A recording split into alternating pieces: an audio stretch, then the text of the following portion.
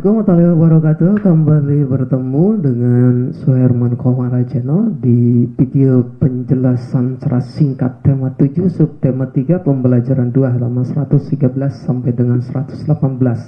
Dan ini adalah panduan bagi orang tua peserta didik kelas 6 dengan sumber materinya dari buku tematik terpadu kelas 6 dari Kementerian Pendidikan dan Kebudayaan Republik Indonesia. Di dalamnya ada pembahasan latihan soal tematik. Sebelumnya, agar channel ini berkembang lebih baik, mohon kebaikan Yanda dan Bunda sekalian untuk memberikan like, kemudian mengklik tombol subscribe dan lonceng notifikasinya agar channel ini berkembang demi lebih baik. Terima kasih atas kebaikan Yanda dan Bunda sekalian, mudah-mudahan dibalas Allah Subhanahu wa taala.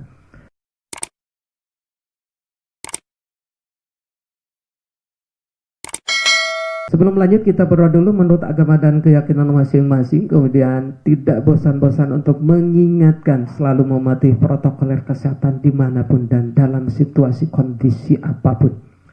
Baik Yanda dan Bunda sekalian, ini adalah tujuan pembelajaran yang harus dipahami oleh anak kita. Contohnya satu, melalui kegiatan mengamati, anak kita mampu mengidentifikasi jenis-jenis patung dengan benar, dan seterusnya hingga dengan tujuan pembelajaran 5. Kemudian di halaman berikutnya ada sebuah prolog bahwa banyak pemimpin yang dibuat patungnya sebagai bentuk penghormatan dan untuk mengenang jasa-jasanya. Siapa pemimpin idolamu? Adakah patungnya? Baik, kita lanjut untuk lebih memahami tentang tema 7 subtema 3 ini. Perhatikan, ayo mengamati. Nah, ini adalah sebuah gambar patung, tentu familiar sekali di mata kita sebagai Yanda dan Bunda. Namun mudah-mudahan di anak-anak kita sudah familiar kedua patung ini. Perhatikan gambar patung di atas. Siapakah tokoh yang diwujudkan dalam bentuk patung itu? Nah, ini adalah Bapak Insinyur Soekarno dan Dr. Anas Muhammad Hatta sebagai proklamator negara kita. Apa bahan pembuatannya? Ya, ini kan perkiraan, diamati saja. Mungkin anak menjawab, oh itu dari batu, itu dari semen, itu dari pasir. Nah, apresiasi semua jawabannya. Menurut perkiraanmu bagaimana cara pembuatan patung itu? Ya, menurut anak kita mungkin ada yang menjawab, menurut saya patung itu dibuat dengan cara dipahat. Nah, diskusikan. Apapun jawabannya, mari kita apresiasi dengan positif agar anak kita termotivasi untuk mau belajar. Di kolom ayo membaca ada patung si Gale-Gale yang dapat menari. Nah, ini patungnya. Pada zaman dulu kerajaan di Samosir dipimpin oleh Raja Rahat. Dia memiliki anak sematawa yang bernama Manggale. Suatu saat Raja Rahat meminta anaknya untuk berperang melawan musuh di perbatasan. Manggale pun pergi berperang, tetapi dia tidak pernah kembali.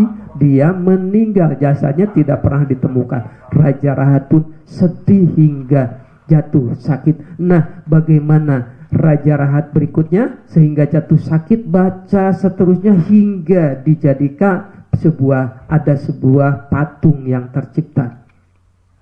Nah, kemudian di halaman berikutnya ayo mencoba nanti tadi setelah mengamati dan mendengarkan cerita si Gale-Gale yang bisa menari, kita anak diarahkan untuk mencoba apa? Mungkin kalian telah sering melihat berbagai patung baik secara langsung maupun dari gambar atau foto. Ada berbagai macam patung tergantung dari tema, bentuk, dan teknik pembuatannya. Nah, carilah informasi mengenai hal berikut. 1. Ciri-ciri patung. Nah, ini misalnya bahwa patung adalah karya 3 dimensi, memiliki tekstur, warna, dan juga bentuk. Nah, kemudian jenis-jenis patung itu apa saja? Ada A, berdasarkan bentuknya, bahwa bentuk patung figuratif adalah peniruan bentuk yang berada dalam sebuah kehidupan nyata, misalnya meniru manusia, hewan, tumbuhan. Nah, itu jika kalian melihat ada patung manusia, itu masuk ke bentuk patung figuratif. Kemudian yang kedua bentuknya, bentuk patung non figuratif, yaitu bentuk yang ada tidak mirip dengan bentuk aslinya. Kemudian yang pertanyaan masih nomor 2, patung berdasarkan jenisnya. Ada John de Bosse, yaitu patung yang berdiri sendiri tidak menempel pada sebuah sisi ada relief, yaitu patung yang menempel pada sebuah permukaan yang berasal dari dinding.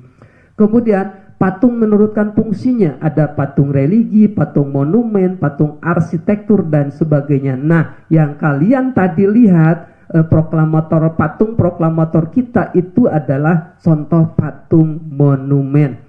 Kemudian bahan pembuat patung apa saja? Banyak. Ada batu, ada dari kayu, kaca, kertas, logam, tanah liat, plastisin, es balok, semen, sabun, dan lain-lain. Nah, kemudian teknik pembuatan patung bagaimana? Seperti ini tekniknya ya. Ada teknik membutsir, yaitu teknik membuat patung dengan cara memijit dan menambah. Nah, ini dilakukan jika patung terbuat bahannya dari tanah liat dan plastisin. Kemudian ada teknik mencetak, biasanya ketika membuat patung dengan bahan cair dengan cara membuat adonan seperti semen lalu dituangkan ke dalam cetakan.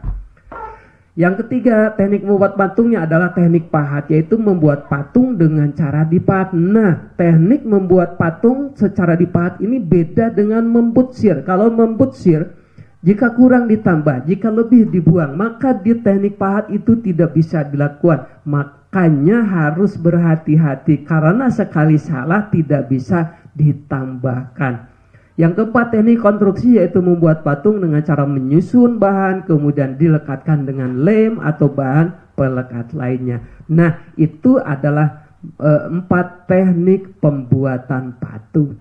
Nah, setelah melihat jenis patung, kemudian bentuk-bentuk patung, bahan-bahannya, maka anak kita akan membuat sebuah rencana membuat karya patung. Tentu karyanya menggunakan bahan-bahan yang sederhana yang ada di lingkungan rumahnya masing-masing. Misalkan bentuk patungnya, saya mau buat patung hewan. Hewan macam-macam, ada ikan, ya yang mudah saja ikan yang lebih simpel dan sederhana. Kemudian bahannya apa? Nah, dari sabun mandi, kemudian gambar hewan dari kertas. Bisa dicari di internet atau menggambar sendiri juga lebih baik. Kemudian teknik pembuatannya, teknik pahat tentu. Jangan bayangkan seperti memahat, membuat patung 3 dimensi yang lain. Ini pahatan sederhana dengan membuat cutter ya. Dengan membuat dari alat-alat seperti cutter saja. Cara pembuatannya misalkan buat kalau gambar hewan misalnya ikan sesuai gambar yang disediakan pada sabun mandi, kemudian setelah selesai digambar kemudian pahat dengan menggunakan cutter sesuai dengan pola gambar. Nah, selesai maka patung dari bahan sabun mandi sudah terbentuk. Boleh diwarnai? Boleh kalau bisa ya, lebih baik. Nah, kemudian di kolom ayo membaca ada perubahan masa pubertas, tahapan perkembangan dan pertumbuhan manusia umumnya terbagi menjadi 3. Ada balita, ada kanak-kanak, ada remaja, dewasa, dan usia lanjut. Masa remaja merupakan peralihan dari masa anak-anak menuju masa dewasa. Nah, pada awal masa remaja kita mengalami masa pubertas. Pada masa ini terjadi perubahan pada tubuh, baik yang terlihat maupun tidak. Apa perubahannya? Silahkan. Ciri-cirinya apa? Maka salam literasi, lanjutkan membacanya agar kita paham dan mengetahui perubahan-perubahan pada masa pubertas. Kemudian di akhir bacaan ada kolom ayo berdiskusi, diskusikan ini. Persiapan apa yang harus dilakukan untuk menghadapi masa pubertas, misalnya menjaga kebersihan tubuh, kedua ini berhati-hati dan bergaul, memilih bacaan yang tepat, rajin beribadah. Nah, semuanya diisikan di sini. Buat peta pikirannya di sini ya, diagram prayer boleh, seperti ini juga boleh. Nah, ini ya, yang tadi disimpan di sini. Atau kalau tidak menggunakan komputer bisa digambar sendiri. Nah, seperti ini ya, disimpan di sini. Ya. Demikian anak-anakku sekalian, pembahasan kali ini mudah-mudahan bermanfaat. Yanda dan Bunda juga mudah-mudahan sedikit terbantu dengan penjelasan singkat ini. Wassalamualaikum warahmatullahi wabarakatuh.